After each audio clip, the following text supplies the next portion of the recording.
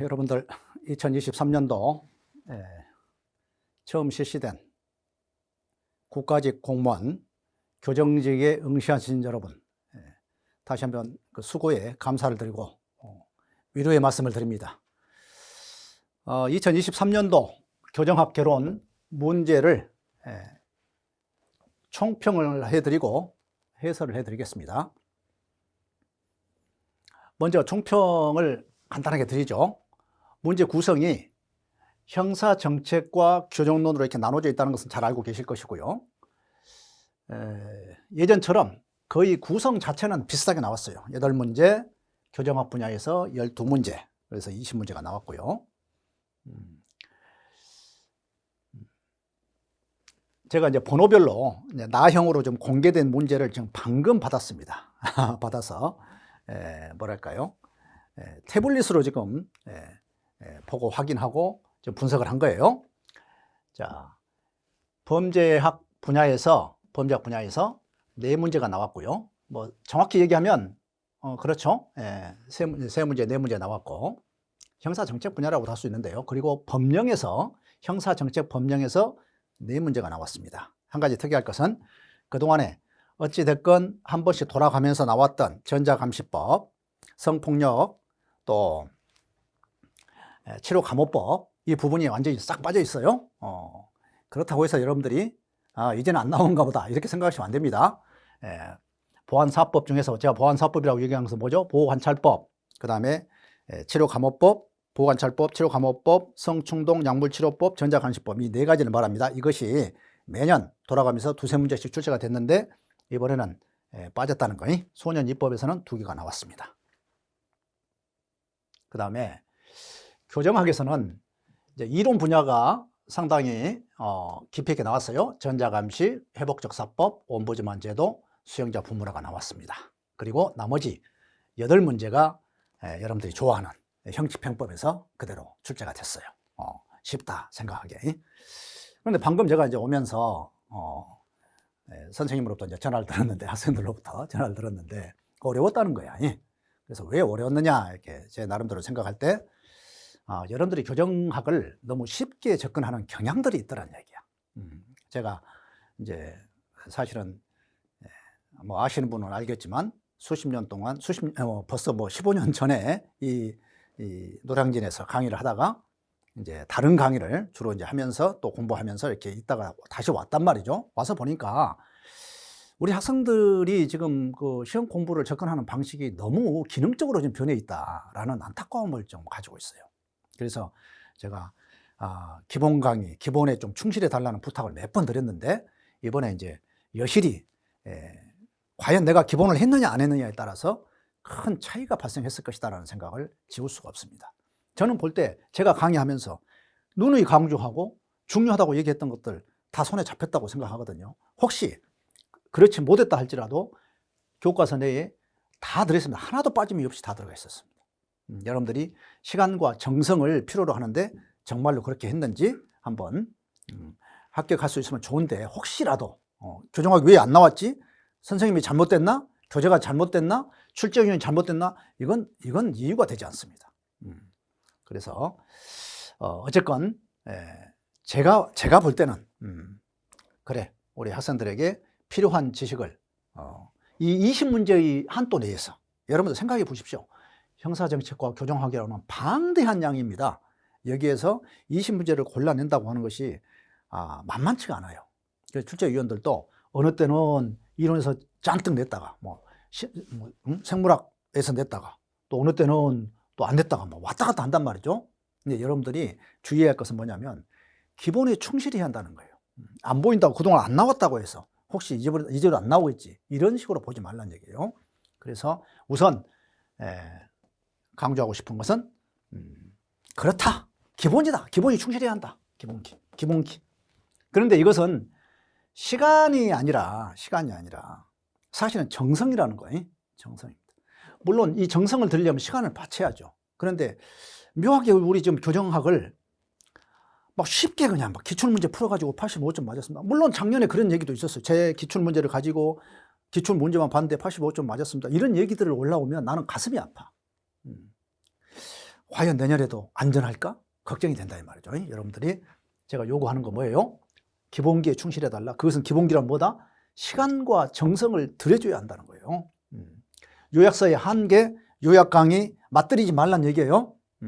적어도 저는 여러분들이 준비된 교도관, 준비된 교정인이 되기를 원합니다. 그리고 그것은 단순히 그냥 이렇게 요행으로 이렇게 되는 과목이 아니라는 것도 여러분들이 알아야 해요. 때로는 어렵고 때로는 쉽고 때로는 범위가 벗어나기도 하고 왔다 갔다 한단 말이죠. 그렇지만 여러분들이 걱정 안 해도 되는 것은 적어도 그럼에도 불구하고 2개월 내지 3개월, 4개월이면 그래도 점수 나오는 데는 문제가 없다. 왜? 시간과 좀 정성만 들여주면. 아담 교재 강의 들으셨다면 저는 문제가 없었다고 보고요. 더군다나 객관식, 제가 지금 교재를 출간해 놓은 책이 있는데 형사정책과 교정학을 제가 보니까 거의 다 나왔어요. 거의 다. 객관식만, 이 객관식 좀 두툼하니까 누가 안 봐. 응? 안 봐. 그래서 야, 이렇게 공부를 쉽게만 하려고 하는가. 저는 지금 그 부분을 제가 총평을 하고 좀 하고 싶어요. 교정학 가볍게 보지 말라. 좀 더 좀 사랑 좀 해달라. 자주 봐야 하고요. 그래야 사랑스럽습니다. 자, 뭐 다른 얘기 많이 하지 않겠습니다. 제가 이제 이번에도 특채생들을 위해서 교정학 이론이 중심적인 것이 뭐가 나올까요? 불안합니다. 라고 해서 몇 가지 딱딱 집었어요. 근데 나왔어, 다. 내일 모레 지금 시험인데 지금 공채에 나왔단 말이죠. 제가 이 제도적 아노미 이론 몇 번 강조했습니까? 이제 나올 것이다. 지금까지 우리 교정학이 안 나왔지만 이제 나올 것이다 얘기했단 말이죠. 근데 이런 것들이 이제 새롭다? 뭔가 좀 이상하다? 이렇게 느끼신다면 여러분들이 충분하게 진심으로 사랑하지 못한 것이다. 이렇게 미안합니다. 자, 문제 봅시다. 제가 지금 태블릿으로 좀 받아가지고 체킹을 하다 보니까 여러분들 좀 익숙하지는 않은데 저도 좀 익숙하지 않아요. 근데 워낙 이제 문제 지금 받은 지가 지금 몇 분 안 됩니다. 자, 1번 봅시다. 1번. 클라우드가 오래 나왔어. 끌어오른다고 그랬어. 끌어오른. 끌어오르는 차별적인 기회 때문에 끌어오르는 분노가 발생한다 이 말이야. 그래서 범죄를 하게 되는데 그 범죄를 아무나 하느냐? 배워야 한다는 거야. 배움의 기회가 있었던 사람들이 할 수가 있다. 만약에 배움의 기회가 없었다면 배움의 기회가 있었다면 범죄 문화로 가지만 배움의 기회가 없었다면 화가 나니까 뭐예요? 깡통을 발로 차기도 하고 아니면 뒷골목으로 가서 마약을 해서 카스라 쓰라 될 대로 되라 이렇게 도피적 문화로 간다고 그랬어. 두 가지. 자, 세 가지로 나눈다 했어요. 자, 1번. 합법적 수단뿐만 아니라 비합법적 수단에 대한 차별 기회를 고려했다. 오케이. 2번. 2번째. 도피 하위 문화는 마약 소비 행태가 두드러지게 나타나는 갱에서 주로 발견된다. 여기서 여러분들이 아마 아차 했을 거예요. 여기서 많은 사람들이 찍었을 수가 있어. 봅시다. 3번. 머튼의 아노미 이론과 서덜랜드의 차별적 접촉 이론으로 하위 문화 형성을 설명했다. 그렇죠. 아노미 이론을 차용하고 그렇지만 아노미 이론에서 머튼이 얘기할 때는 그래요. 개혁형은 수단이 없으면 목표가 있고 수단이 없으면 범죄한다라고 봤어. 그런데 클라우드 오리는 그것이 아니고 수단이 없다 할지라도 그 수단을 배울 수 있는 불법적인 기회를 배울 수 있어야 범죄를 한다고 봤어. 그래서 기회구조 이론이에요. 그리고 이제 서덜랜드의 차별적 접촉 이론은 뭡니까? 배워야 한다는 거야. 배워야 한다는 거예요. 그래서 오케이. 4번에 보니까 비행 하위 문화를 갈등 하위 문화, 폭력 하위 문화, 도피 하위 문화로 구분했다. 땡. 분명하게 틀린 게 나왔죠. 자, 비행 하위 문화를 뭘로 바꿨어요? 범죄 하위 문화, 범죄적. 배워서 할 수 있는 애들은 범죄 하위 문화로 가고 배움의 길이 없었던 애들인데 폭력을 수용했던 애들은 폭력 문화로 가고 갈등 문화로 가고 그 다음에 마약이나 알코올로 이 세상 이건 내 세상 아니다라고 도피해버린 애들이 도피적 하위 문화로 갔다. 이렇게 얘기했단 말이죠. 분명하게 틀린 것은 4번입니다. 문제는 2번이 문제예요. 2번이. 갱에서 주로 발견됐다. 도피적 하위 문화. 이 갱은 뭐예요? 폭력을 쓰는 애들이거든요. 그래서 제 교과서도 그렇고 제가 설명할 때도 그렇고 갱은 폭력적 하위 문화에 속한다. 갈등적 하위 문화에 속한다. 이렇게 얘기했단 말이죠. 그렇게 봤을 때 이 문제는 다소의 의문이 있다. 제가 좀 더 검토해 보고요. 여러분들에게 이의 제기 여부를 알리도록 하겠습니다. 자, 분명한 답은 4번이다. 자, 2번. 전자감독 제도에 대한 설명으로 옳지 않는 것 그랬습니다. 프라이버시 침해 우려가 없다? 당연히 있지. 이것은 상식선으로 보셔도 돼요. 여러분들에게 워낙에 이제 책 양이 많기 때문에 크게 강조하진 않았지만 책 내용에 그대로 다 나와 있어. 개인적 프라이버시의 침해 우려가 뚜렷하게, 여러분들이 정성스럽게 봐야 해. 다 선생님이 다 뭐 하나까지 다 얘기해 줄 수는 없잖아요. 그래서 자, 나머지 봐봐. 2번 교정시설 수용 인구의 과밀을 줄일 수 있다. 당연하죠. 전자감독을 빼니까. 사법통제망의 지나치게 확대될 우려가 있다. 그렇다고 얘기했잖아요. 지금 중간 처벌이죠. 이게 감독 전자감시는. 그러니까 중간 처벌은 뭐예요? 구금보다는 약하지만 사회 내에서 보호관찰보다는 좀 강한 처벌의 목적을 두고 한 것이다. 이렇게. 그런데 그러다 보니까 사법기관에서는 구금까지 가지 않기 때문에 좀 더 많은 사람을 묶어줘도 된다라고 하는 조금 더 마음의 여유가 있단 말이지. 그래서 형사사법망의 확대를 처리할 수 있다. 이런 비판이 있었어요. 자, 네 번째, 대상자의 위치는 확인할 수 있지만 구체적으로 행동을 통제할 수는 없다. 그렇죠. 뭐 TV는 뭐 보지 않는 한 당연하잖아요. 1번 찍는 데는 큰 문제가 없었을 것이다. 3번 보호관찰법상 준수상 당연하죠. 이건 뭐 법령이니까 생업에 종사할 것, 지도 감독에 따를 것, 주거를 이전하거나 1개월 이상 국내외 여행. 숫자 싸움이죠. 자, 4번 갑니다.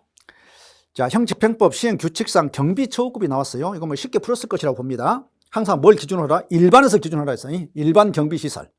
이것은 통상, 일반이니까 통상이죠. 그래서 3번에 보니까 일반 경비시설에 수용되어 통상적인 수준의 처우가 필요한 수용자는 일반 경비처우급으로 구분한다 그랬어. 오케이.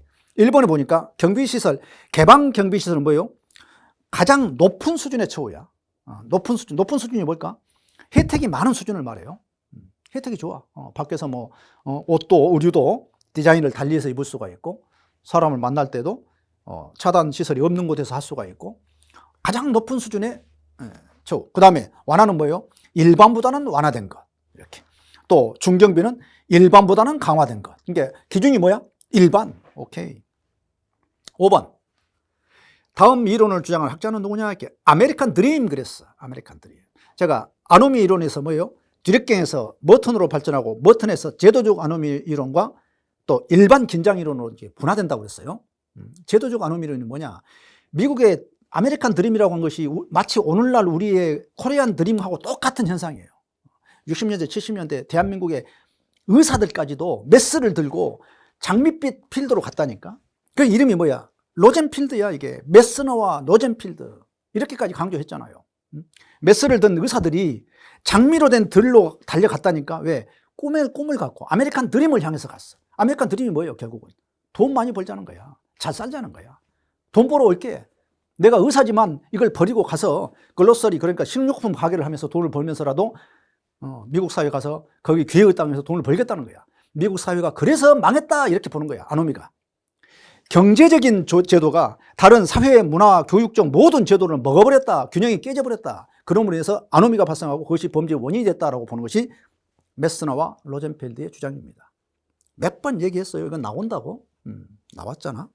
6번 회복적 사법 옳지 않는 것 그랬어요. 처벌적이지 않고 인본주의적인 전략이다. 그렇죠. 구금위주 형벌 정책의 대안으로 제시되고 있다. 오케이. 3번 사적 잘못보다는 공익에 초점을 맞췄다. 공익에 초점을 맞췄다면 처벌해야지. 이것도 이 줄 그대로 있어. 교과서에 그대로. 그리고 이 설명이 여러분들에게 회복적 사법, 원상 회복주의 얼마나 강조했습니까? 브레이스 웨이트 수치심 부여 이론, 재통합적 수치심 부여 이론이 이 회복적 사법의 근거 틀이 되었다. 작년에 이 문제 나왔잖아요. 이게 다 연결되어 있다면 반드시 나오는 영역이에요, 이게. 회복적 사법. 자, 답은 3번이고요. 사적 잘못보다 뭐라고요? 공익의 초점? 아니요, 반대로. 3번과 4번은 사실은 반대로 써놨어. 그러니까 4번하고 잘 비교만 해도 둘 중에 하나 고르도록 돼 있다 이 말이죠. 4번에 보니까 범죄를 개인과 국가 간의 갈등으로 보기보다 개인 간의 갈등으로 인식한다. 오케이, 개인적으로 봤다니까. 그러니까 공익이 아니라 개인의 피해자의 회복에 중점을 뒀다 이렇게. 자, 7번 사형 폐지론자. 여기서 아마 오랫동안 이런 문제가 안 나와서 전에 나왔거든. 10년 전에는 나왔어요. 그런데 계속 안 나오니까 뭐 또 나오겠어? 라고 저도 좀 몇 사람을 뺐어. 교과서에서.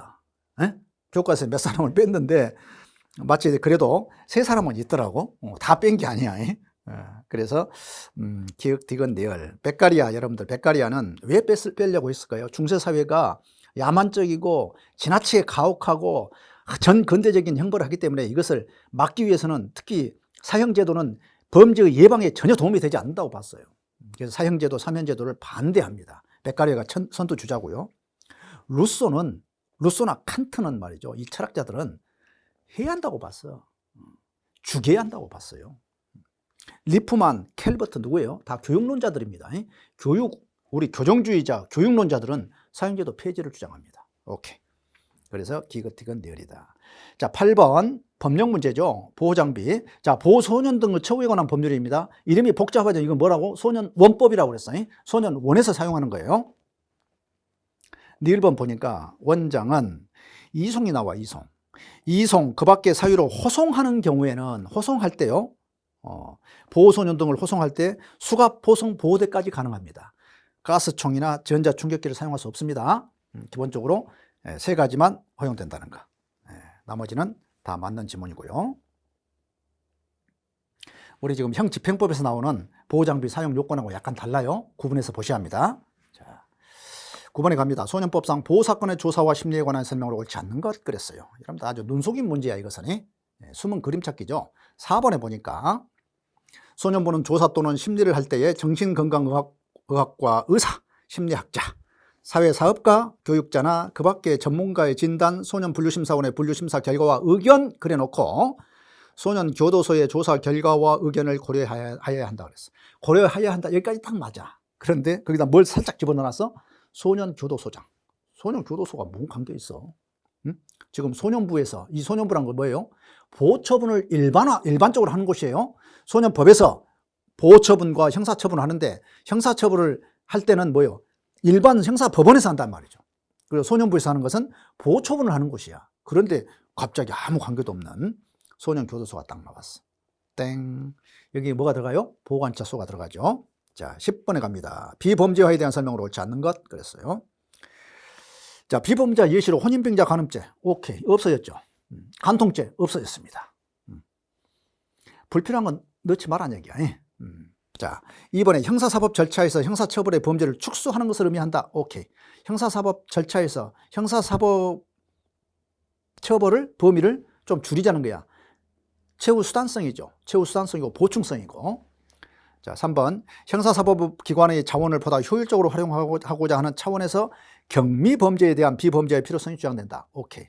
4번에 보니까 비범죄와 유형 중에서 사실상 비범죄하는 범죄였던 행위를 법률의 폐지, 변경으로 더 이상 범죄로 보지 않는 것, 법률상의 폐지죠. 법률상의 비범죄하죠. 법률에서 빼버려. 법률상의 비범죄. 그런데 사실상 범죄는 뭐예요? 수사 단계나 재판 단계에서 처벌을 가급적 하지 않아. 간통죄가 없어지기까지 어땠다고요? 상당한 시간이 걸렸습니다. 30년 전에는 간통죄로 걸려 들어오잖아요. 그러면 보통 1년 반 정도의 실형을 때렸어. 그러다가 사회 문화가 변화되고 인식이 변화되면서 간통죄를 처벌해야 하는 거니? 라고 자꾸 묻게 되니까 차츰차츰 재판에서 뭐라고 그래요? 집행유예로 때리고, 그리고 나중에는 벌금으로 때리고, 이렇게 해서 완화시켰단 말이죠. 그건 뭐예요? 사실상의 비범죄예요. 그러다가 수년 전에 아예 헌법재판소에서 이것은 위헌이다. 법률을 개정해라 해가지고 아예 빼게 되죠. 아예 빼게 되는 게 뭐예요? 법률상의 비범죄요. 오케이. 자, 11번입니다. 형집행법상 금지 물품 중 소장이 수용자의 처우를 해서 허가할 수 있는 것 2번이죠. 무인 비행장치 드론입니다. 드론. 전자통신기기, 계산기. 이것은 물론 나쁜 방법으로 사용할 때는 이것은 안 되지. 금지 물품이야. 하지만 교육이나 직업훈련을 필요해서 사용할 때는 뭐예요? 허가 필요하잖아요. 그래서 이것만큼은 가능하다. 마약을 허가할 수 있어요? 안 된다. 이건 수용자 처우를 위해서 필요한 내용이 아니야. 술, 담배, 음란물 이런 것들은 의미가 없지. 딱 보면은 안에 답이 나오잖아요. 느낌으로도 나와. 자, 12번 수용이죠. 수용. 자, 4번에 보니까 틀린 것. 소장은 특별한 사정이 있으면 구분 수용에 따라서 소년과 성인은 구분해야 하고 여성과 구분해야 하는데 어쩔 수 없이 좀 더 기다릴 수 있다 이거야. 그건 몇 개월까지? 6개월까지. 9개월이 아니라 6개월을 초과하지 않는 기간 동안. 이것은 법령을 자주 보셔야 합니다. 13번 형 집행법상 수용시설 내 감염병 관련 조치가 옳지 않는 것 그랬어요. 감염병이 유행하는 경우 수용자의 자비로 구매하는 음식물의 공급을 중지해야 한다. 자비란 뭐예요? 본인이 사서 쓰는 것이죠. 사서 먹는 거야. 이것을 중지할 수 있다. 워낙에 자주 나왔던 문제이기 때문에, 지문이기 때문에 설명을 필요하지 않습니다. 자, 14번 재소자 권리구제 제도로서 옴부즈만으로 설명이 옳지 않는 것 그랬어요. 옴부즈만. 자, 여러분들 재소자란 말이 나온다고 해서 여러분들 이것을 이상하게 생각하시면 안 돼. 수용자, 재소자 같은 용어예요. 법률상 우리가 이제 재소자라고, 수용자라고 쓰고 있지, 재소자라는 말은 학문적으로 쓰는 용어란 말이에요. 우리가 공부를 법률상으로만 한 것이 아니잖아요. 형집행법으로만 한 게 아니죠. 이 교정을 둘러싸고 있는 이론이 형성되는 과정들이 있단 말이죠. 그 이론을 형성할 때에 학자들이 얘기하는 용어는 재소자야. 그리고 이 재소자란 말은 2007년 이전에는 재소자가 법률상 용어였단 말이에요. 그렇기 때문에 이 용어가 왜 재소자지 이렇게 나오더라도 여러분들이 흔들리면 안 돼. 이거 틀렸네 이렇게 보시면 안 된다 이 말이에요. 적법한 용어는 수용자지만 이론적으로 아직 법제화까지 되지 않는 이런 것들은, 이런 영역에서는 이러한 용어를 쓸 수 있습니다. 자, 옴부즈만 제도. 이게 이제 잘 출제가 안 되니까, 그렇다고 해서 책에서 아예 빼기는 그렇고, 제가 설명은 제가 그렇게 깊게 안 했던 것 같아요. 시간이 쫓겨서. 그렇지만 책에 그대로 나와 있어. 141페이지에. 자, 2번에 봐. 이건 좀 여러분들이 생각하면 또 맞출 수 있는 문제야. 이 안에서도. 자, 1번. 성공 여부는 독립성, 비당파성, 전문성에 달려있다고 그랬어. 독립성이야? 자, 그런데 2번에 독립성과 전문성을 확보하기 위해서 교정 당국이 임명해야 한다. 완전히 앞뒤가 안 맞잖아요. 논리가 안 맞잖아. 아니, 교정 당국의 문제를 해결하기 위해서 재소자의 권리 구제를 하기 위한 것인데 교정 당국에서 독립성과 전문성을 확보하기 위해서 임명을 해? 답이 나오죠. 이렇게도 나올 수 있습니다. 그러니까 내가 안 받거나 했다고 해서 너무 쫄지 말고 지문을 좀 자세히 들여다보세요. 자, 15번으로 갑니다. 형집행법상 수용자 직업훈련 대상자 선정 제한 사유. 그대로 나와 있죠, 이것은. 징벌 집행을 마친 경우가 아니라 조사나 징벌 중인자는 직업훈련을 선정하지 않습니다. 16번.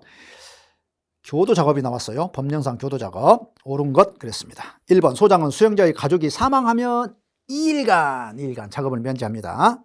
2번. 소장은 구류형을 집행 중에 있는 수용자가 작업 신청을 하더라도 작업을 부과할 수 없다? 구류형은 어떤 사람이에요? 작업의 대상자는 아니죠. 강제노동의 대상자가 아니야.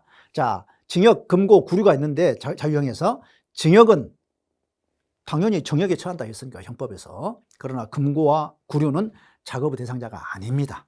그렇지만 신청에 의해서 할 수 있다 없다? 할 수 있다. 사형 확정자는 그들도 신청에 의해서, 금고도 신청에 의해서, 미결 수용자도 신청에 의해서. 오케이. 3번. 소장은 수형자의 신청에 따라 집중적인 근로가 필요한 작업을 부과하는 경우에도 접견을 제한할 수 없다? 있다. 집중 작업을 위해서. 왜 집중 작업이 생겼겠어요? 아니, 허구한 날 운동 나간다, 접견 나간다, 집회에 나간다, 일을 못 한단 말이야. 상상성이 너무 떨어져. 그래서 돈 많이 줄게, 집중 작업 할래? 해가지고 신청을 하면 집중 작업소에 이렇게 작업을 시킵니다. 그 대신에 평일날 너 접견 안 된다, 전화 통화 안 된다, 이렇게 통제를 해요. 그 대신에 토요일이나 일요일날, 휴일날, 쉬는 날 할 수 있도록 배려해주고 있다. 오케이. 자, 4번에 보니까 소장은 완화경비 처우급 수용자가, 물론 완화하고 개방이 다 되겠죠. 작업 기술이 탁월하고 작업 성적이 우수한 경우 수용자 자신을 위한 개인 작업을 하게 할 수 있다. 자신을 위한 거예요. 1일 2시간, 2시간 범위 내에서. 좋습니다. 자, 17번으로 갑니다. 서덜랜드와 크래쉬가 제시한 수용자 하위 문화에 대한 설명으로 옳은 것은, 사실은 쉬운 것인데 여러분들이 그냥 지나칠 수가 있어. 그래서 자, 답은 간단하죠. 1번에 보니까 수용자들이 지향하는 가치를 기준으로 하위 문화를 구분한다. 그렇죠. 수용자들이 자기들끼리의 수용자 강령을 지키는데 그것에 의해서 문화를 구분했다 이 말이죠. 세 가지로 나눴죠. 하나는 합법지향적, 하나는 범죄지향적, 하나는 수용지향적. 용어가 좀 애매하긴 하지만 익숙해지면 배가 아니야. 합법지향적은 뭐예요? 그냥 말 잘 듣는 거야. 교도소 말 잘 듣고. 그럼 4번부터 볼까요? 합법 지향적 하위 문화를 수용하는 수용자들은 수용자의 역할 중에 정의한에 가깝고 교도관보다는 재소자와 긍정적인 관계를 유지하며 가급적 조정시설의 규율에 따른다? 뭐 이상하네. 완전 앞뒤로 안 맞게 놨네. 교도관과 긍정적인 관계를 유지하고 가급적 조정시설의 규율에 따릅니다. 아니 재소자하고 긍정적인 관계를 유지하면 말이 되겠어요? 이게 앞뒤가 안 맞아 이 자체가. 더군다나 정의한은 뭐예요? 의리를 지키는 애들이야. 자기들끼리의 의리예요. 뭐 교도관과의 의리가 아니야. 자기들끼리의 의리에 지켜. 의리를 지킨다는 얘기는 밖에서 일반 사회에서 가졌던 범죄 문화에 있던 애들이 교도소에 잠깐 들어왔다가 여기서 시간을 때우고 다시 밖에 나가는 애들이야. 유인 모형을 설명하는데 이게 필요해. 이 애들은 누구냐면 범죄적 문화에 속한 애들이에요. 범죄적 문화, 범죄 지향적 문화. 자, 그럼 1번부터 다시 볼까? 1번은 자, 수용자들이 지향하는 가치를 기준으로 하위 문화를 구분한다. 이거 좋네. 1번 여기서 맞아버렸어. 2번 볼까요? 왜 틀렸는지 봅시다. 2번 범죄 지향적 하위 문화를 수용하는 수용자들은 교도소 내에서의 지위 확보에 관심을 가진다? 땡. 범죄 문화를 갖고 있는 애들은 교도소는 그냥 지내는 장소일 뿐이야. 밖에서가 중요해. 내가 짱이야 하다가 들어오지만 여기서는 에이 뭐 관심 없어. 여기 놀다가 밖에 나가서 다시 그 역할을 하는 거예요. 두 번째, 자 3번 수형 지향적 하위 문화를 수용하는 수용자들은 모범적으로 수형 생활을 하며 성공적인 사회 복귀의 가능성이 높다? 땡. 이 수형 지향적은 수형 지향적이야. 교도소에 와 있는 것이 편하고 너무 그냥 안전함을 느껴. 이 친구들은 밖에서는 성공 못해. 안에 들어와서 성공을 지향해. 안에 들어와서 자기의 지위를 노려. 그것이 공식적인 지위건 비공식적인 지위건 안에서 역할에 충실한단 말이죠. 틀렸죠? 자, 4번도 뭐라고요? 정의안이 아니고 고지식한 사람들이에요. 고지식한 사람들. 밖에서 잘 하다가 어쩌다가 잘못해서 들어온 사람들. 고지식하게 잘 들어. 고지식인에 가깝고 교도관보다는 재소자가 아니라 재소자와 긍정적인 관계가 아니라 재소자보다 교도관과 긍정적인 관계를 유지한다. 이렇게. 자, 설명이 필요한 것은 뭐 이 정도죠. 18번 가석방 심사위원회. 가석방 심사.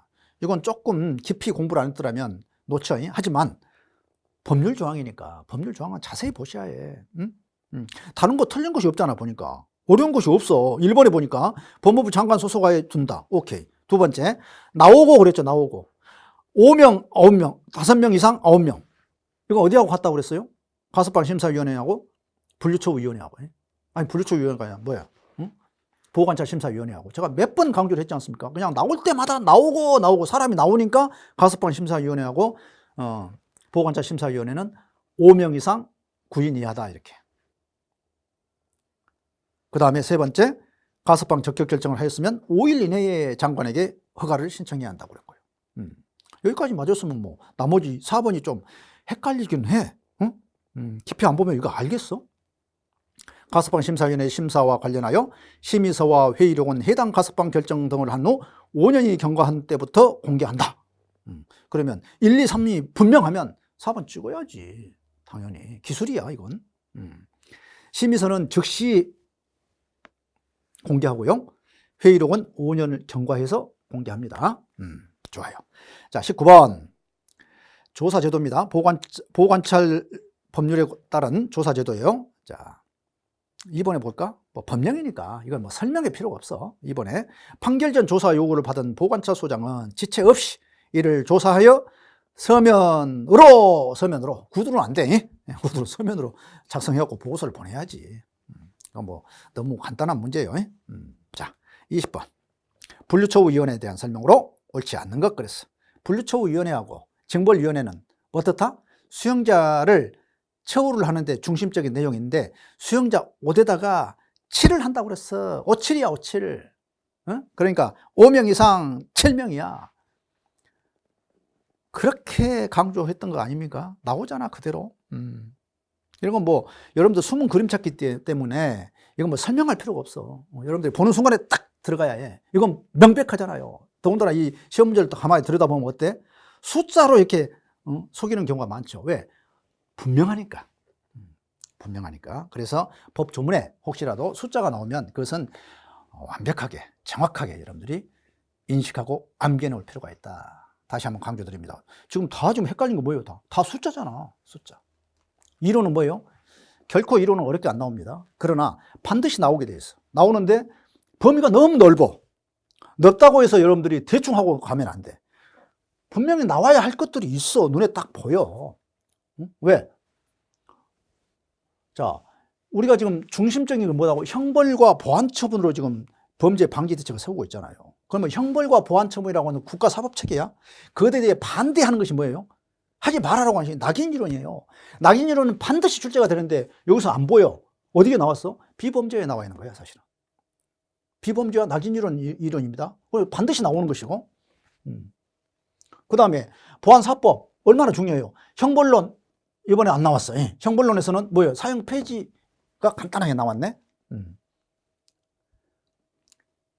다시 한번 강조하지만 여러분들 책이 두껍다고 해서 반드시 어려운 것이 아닙니다. 불필요한 것이 아니에요. 보셔야 해요. 보시는데 뭐예요?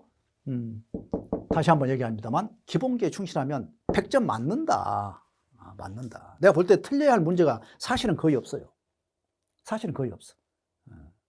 다시 한번 여러분들에게 교정학 할 만하다. 교정직도 할 만하다.